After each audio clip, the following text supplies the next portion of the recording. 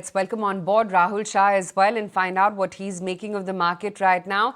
Rahul, hi, morning. Banks clearly coming back in flavor, and you can see that with the FII participation as well, which is picking up. In fact, yesterday it was FIIs which actually overtook DIIs as well. Do you sense that this is going to be an elongated patch of FII money flowing in and thereby banks doing well? Hi, good morning. I think what we've seen is, I think, continuous sell-off by FIs for quite some time. And if we look at their participation versus the retail versus the DIs, so I think that's been fantastic, and the markets have given a robust returns, what we all know about it. And whenever they return, I think two, three sectors, which is their favorites, and one is them is financials. So I think that is what we are seeing in last 4 5 days, that action in the entire financial space, that at the actions of most of the large banks, private sector banks, I think, which have been laggards for quite some time.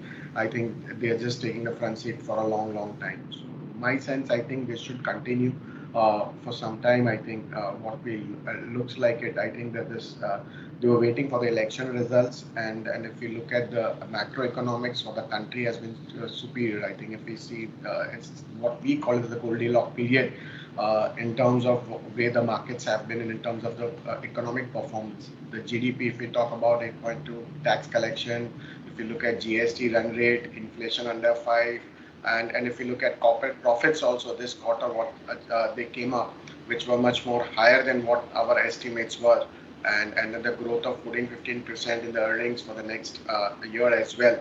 So my sense, I think this will continue. The FI's flow will continue, and I think financials, which we were also very, very positive on, which will continue to drive the markets for the next couple of months. Financials will continue to be the flavor for the market for the next 2 months.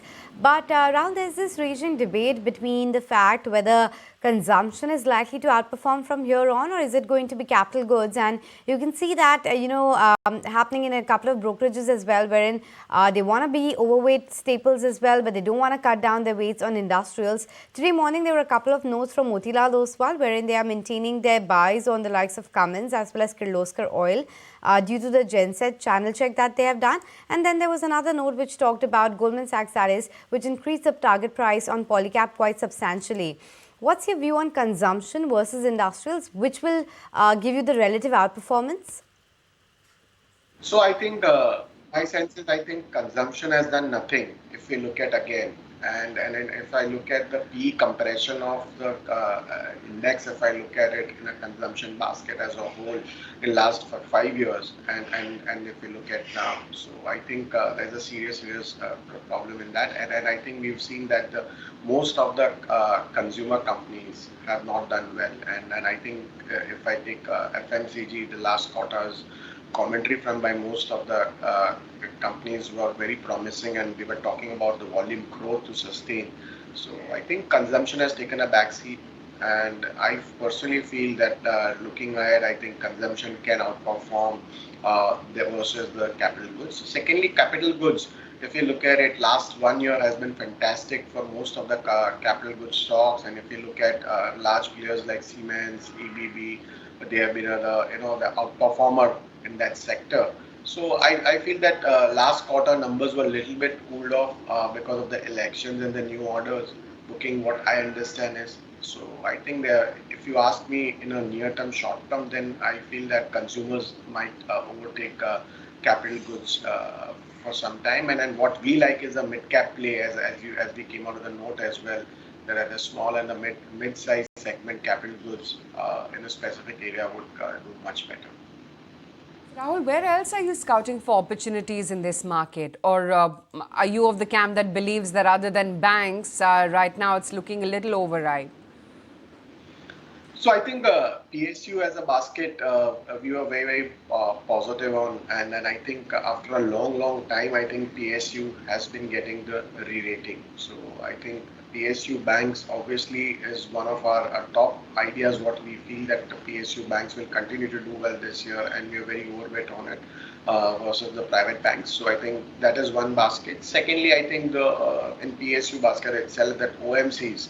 again have done, in last 6 months, if you ask me, they've done well. But here also from onwards also, stocks like HP, BP, RSC still can compound from here, another 20% easy from here. So my sense is I think PSU banks and OMCs, this is one of our trades. What we feel that risk versus reward could be quite favorable from here.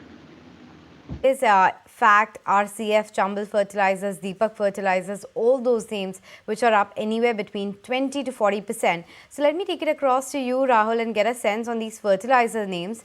Would you be a buyer afresh? So I think after a long time, we've seen that again. There's all this fertilizer stocks are back in momentum, and most of the stocks have moved up 25 to 30% in a month, or maybe more in that in some cases. So I would rather wait for it from the current levels where the stocks have run up, and I would see the progress of monsoon, and then would like to invest in these stocks. Ways as far as some of the auto names are concerned. But Rahul, off late we have seen a slew of block deals happening, private equity clearly taking the money off the table. The number of IPOs has increased. 5 are underway at the moment, and of course the big ones are lined up as well, and a lot of fundraising activity too. What do you make of all of this? Is it any sign of the over exuberance and the fact that even institutional players are just rushing in to kind of put in the money when it comes to the IPOs and the anchor investment and even the exits?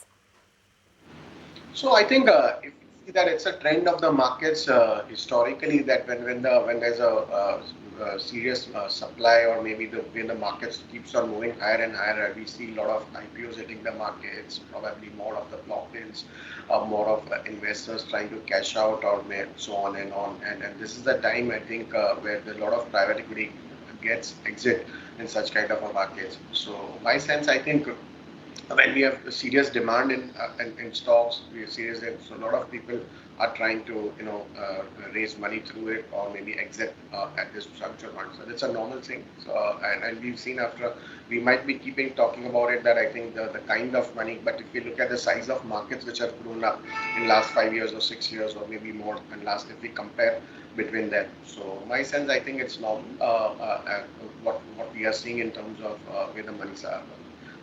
With the investors or the private equity guys been encashing at this juncture. Rahul, in the run-up to the budget, what to your mind is the big trade? So I think there is no other trade, but I think financial, and that too also PSUs as a theme, what we've been as a house also been quite positive. So I think more or less the markets, most of the pockets have moved up, and we saw the PSUs outperforming also in last 1 year, and then took a breather, and I think again from here is ready to take off. So I feel that PSU banks, where we feel that it's a lot of offer value from current levels, and will continue to outperform in terms of growth, what they have been able to do it in last 2 quarters or so. So I think PSU banks will continue. That is what we believe that should be the trade if one is looking to play for the next couple of quarters. 1 month, you think SBI will next 3 months, let me put 3 months, SBI will outperform or HDFC Bank will outperform? So I think HDFC Bank, that still last so many years that's not performed, and then we all know that there's a speculation of MSCI weightage and also on and on. If it happens, then I think maybe what I feel, my gut feeling says that HDFC will outperform. But if you look at this trend, if it does not happen, then I think I'm sure that SBI will definitely outperform the HDFC. If you like this video, then like, share and subscribe to ET Now.